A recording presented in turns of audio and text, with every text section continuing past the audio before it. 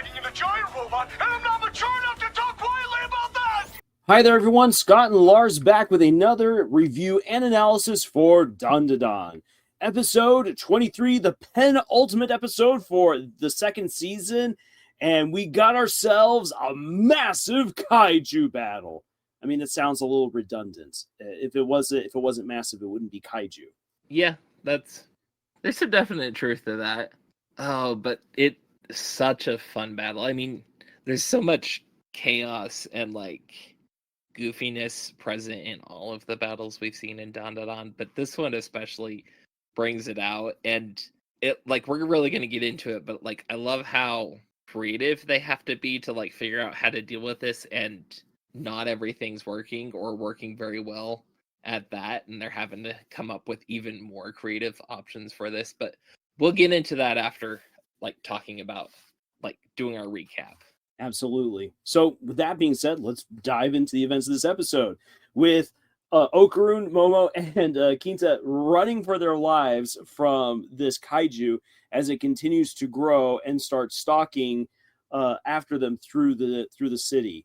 And I just got to think about this right here. Momo and Okarun have already had a hard time against just small, invisible kaiju. With a massive kaiju out and about now, these two can't do it on their own. Kinta doesn't have any sort of powers, so fleeing is the best option. And they thankfully happen to run into Ira and Gigi, who've noticed that something has gone very, very wrong with the place, how the sky has changed color. They're in the zero space.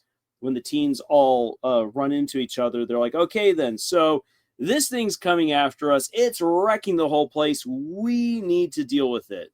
They quickly strategize that Okarun, Momo, and Ira are going to try to do anything to take down this beast. Now then, Okarun and Momo have already gone up against a giant Mongolian deathworm, and Okarun and Ira have gone up against giant opera singers and have won. So with their powers combined, they should be able to at least do something to this monster. Meanwhile, Gigi will take Kinta and just run for the exit. Get them out of this, get themselves out of this predicament, because again, Kinta doesn't have any powers, and they don't want to risk unleashing Evil Eye and giving Evil Eye any excuse to cut loose and go back on their contract. And that will be important for later. So with Gigi grabbing Kinta and just booking it to get out of there, the other three assume their powers and go up against the kaiju, and we get some pretty intelligent fighting. Momo and Ira go to take out its ankles, go to take out its head, and this beast constantly is tripping up and almost going down. There are times, and the kaiju itself displays a certain amount of intelligence, realizing that Momo is the most versatile and probably the most dangerous to it. And so begins employing electrical beams to shock and kill Momo. Momo has to use her shields, is pinned in place as Okarun starts figuring that this kaiju must be descended from dinosaurs, and it managed to live in space somehow, which is how it's got this crazy tech. This thing is ancient, it's super powerful, and if we can just find some kind of way of neutralizing whatever tech it does have on itself or in itself, then they should be able to immobilize it and take it out for good, because this beast is just absorbing all of the hits that they're putting into it like a tank. And with Ira then stepping on in to distract the kaiju, the beam is lifted. Momo is then able to grab the electricity, flick it back into the creature's face, knock this beast on over. It looks like they might have won, but then it goes invisible. And Ira's not paying attention. Even though the team has got better communication skills now, Ira's still Ira. She's still the protagonist of her own story and fails to listen or to truly comprehend the danger that Okarun and Momo are warning her about, which gives the kaiju the perfect opportunity to basically blast her out of the air and then go to smash her flat. Okarun uses his last all-out to speed across the neighborhood and jump the ruins to grab Ira before she gets smashed. However, this now means that he's completely powerless. Momo grabs them and manages to use her powers to just barely get them out of the literal clutches and claws of the kaiju, and then she has to book it out as well. They do get a little bit of assistance from something smashing into the kaiju's head, which turns out to be a backpack hurled by Evil Eye. The reason for this is because Kinta, being Kinta, and much like Ira, seeing himself as the protagonist of his own story, much to the detriment of others at times, begins to berate Gigi as Gigi warns him, do not get any liquid on me, including your sweat. Something bad will happen if you do. Kinta's not listening and gets his sweat all over Gigi, not once, but twice, and leads to the Evil Eye coming out. When the moment that the Evil Eye realizes that Okarun's not there to fight, and that Kinta's just being dumb, pisses him off, grabs the backpack, and just hurls it.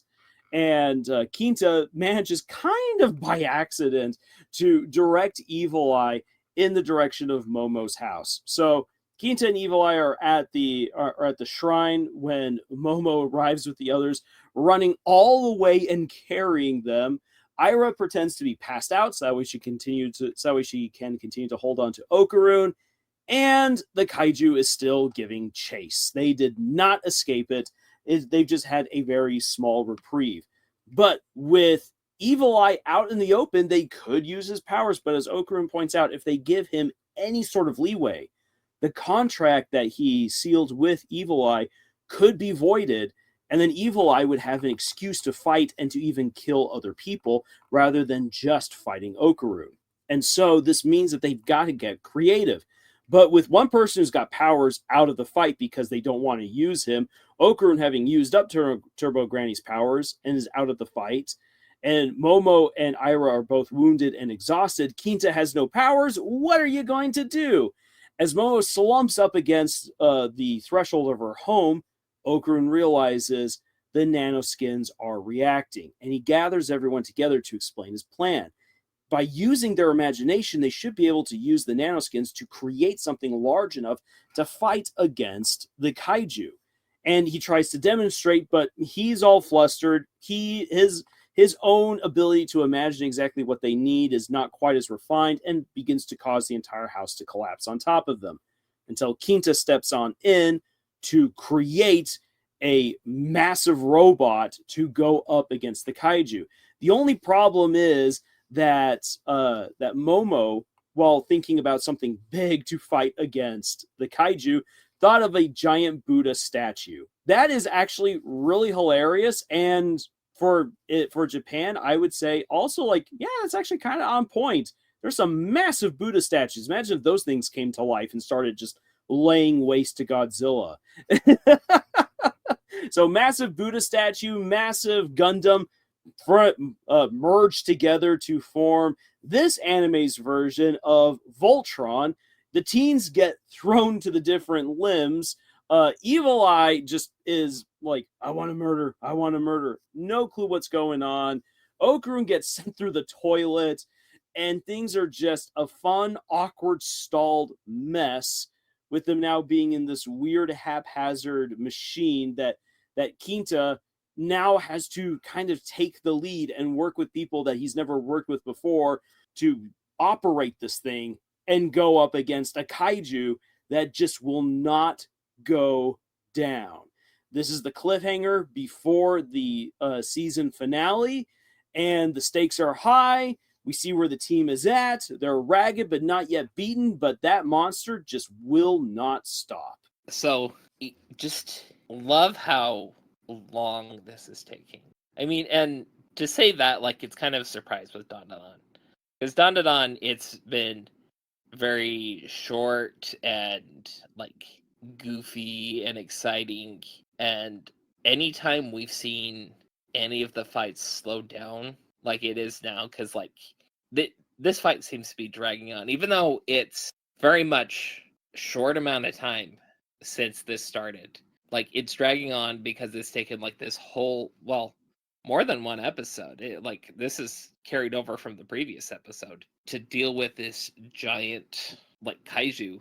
It provides a lot of narrative weight to what's going on, and Dandadan's really good at modulating the length that different things take in order to either hit us where it hurts or like surprise us or like add weight or surprise to what's going on in the story.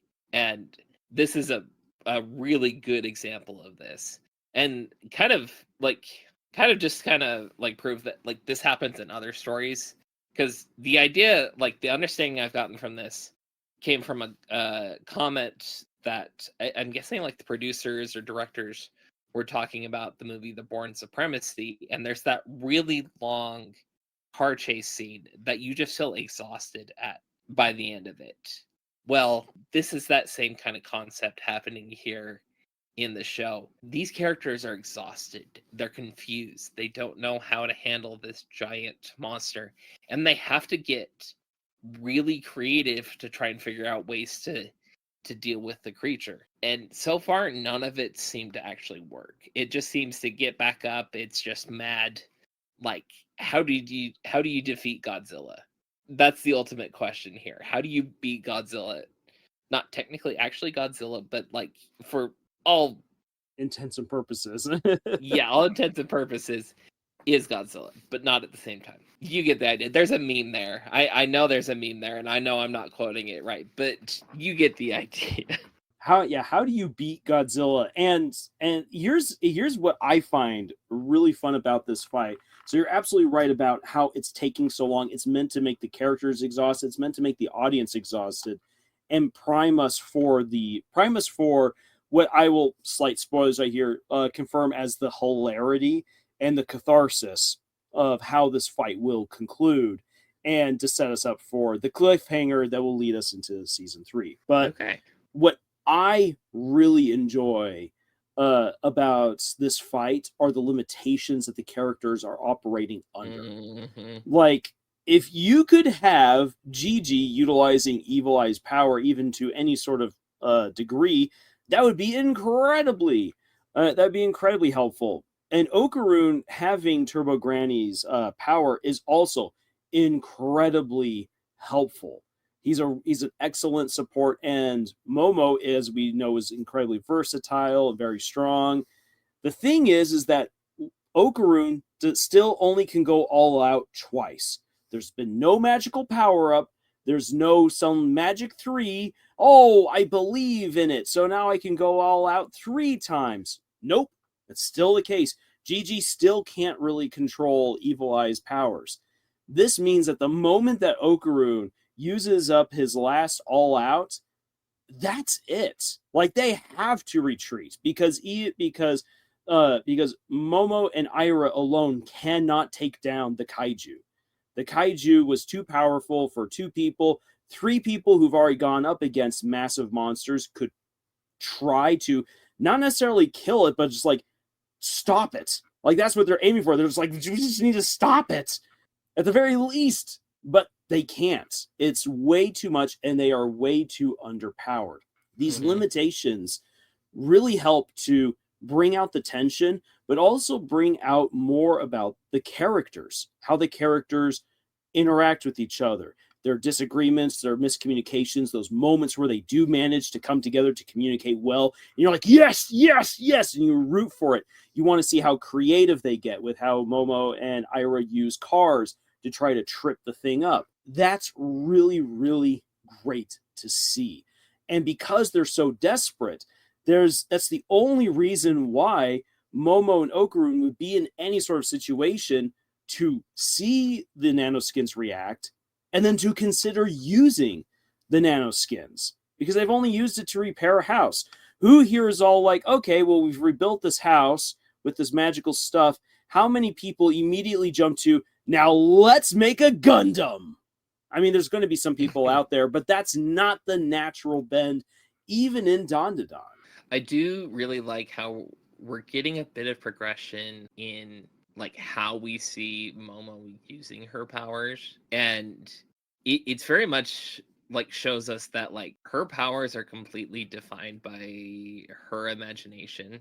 So she doesn't necessarily have to create hands and arms every time. Like she can create like a big old shield to protect him. She can do like a whole bunch of different stuff. And like throwing the lightning back, yeah, like she can catch that stuff and throw it back. That's like something she can imagine herself doing, so she does it. So it's really seeing that progression on Momo's part and seeing that like how her powers work, because I don't know if we've had an actual explanation other than the fact that she's just a natural psychic in that sense. No, there hasn't And been that any woke, real explanation. yeah, And and how that interestingly, woke up after the like initial interaction with aliens in the first Mhm. like arc.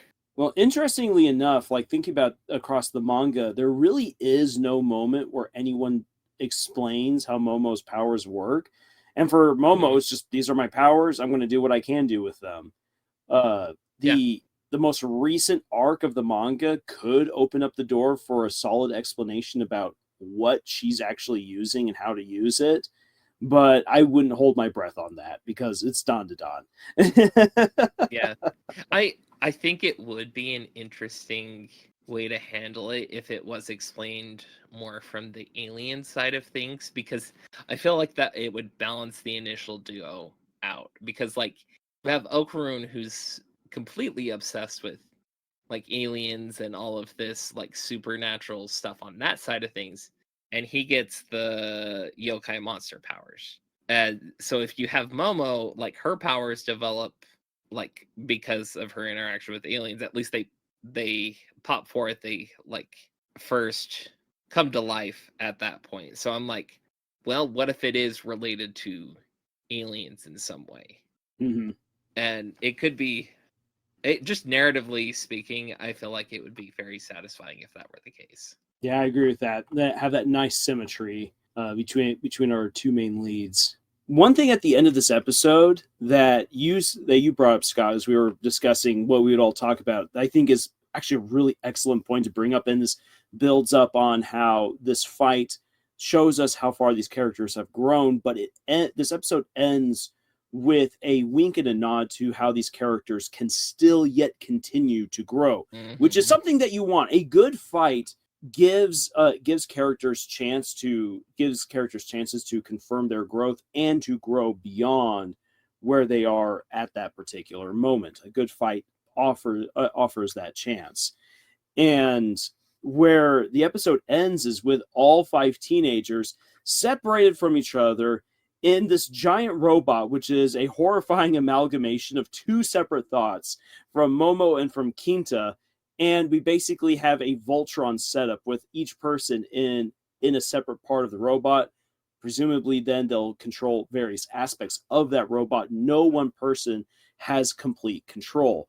This means that they are going to have to communicate. And as we've already seen in this episode, Kinta is not very great at communication. Ira's not great at communication. She is getting better. Gigi, who is good at communication, is not present. Gigi's out, right, and Evil Eye is in.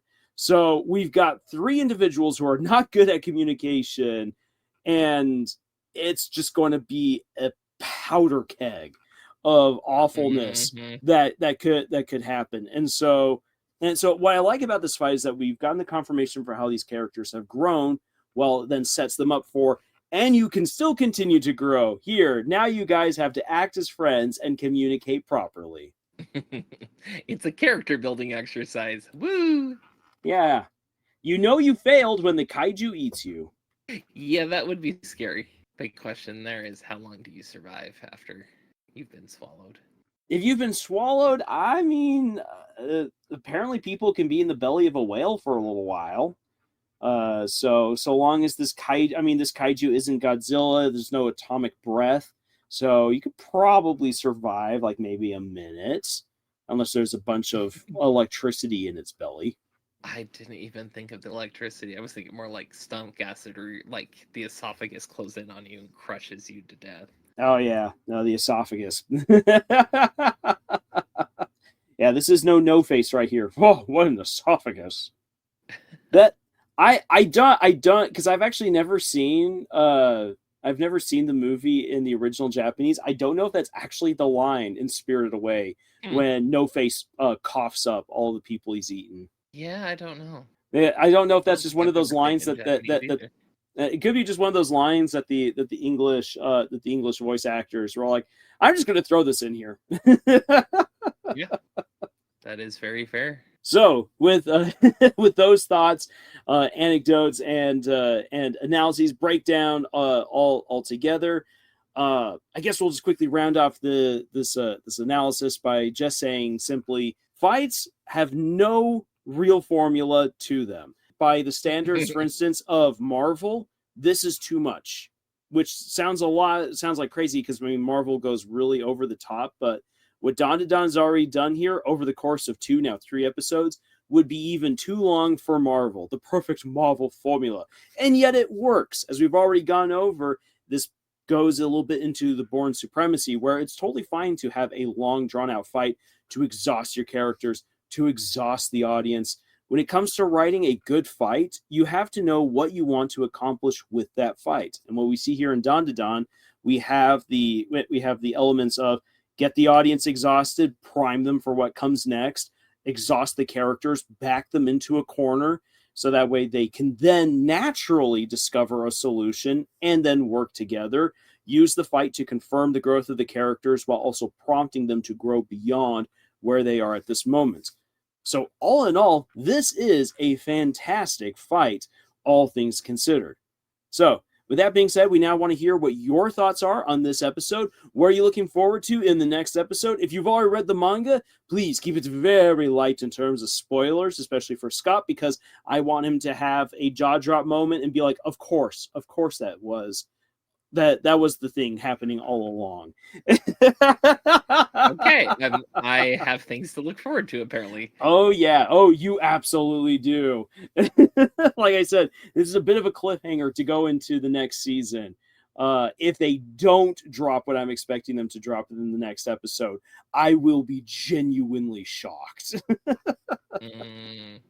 And Scott and I will then be getting back to priming ourselves for our anime preview for the fall anime to round out the year. So look forward to that. If you want to see our thoughts on the upcoming anime, please make sure that you've subscribed and that you've clicked the bell icon to receive a notification for when that video drops.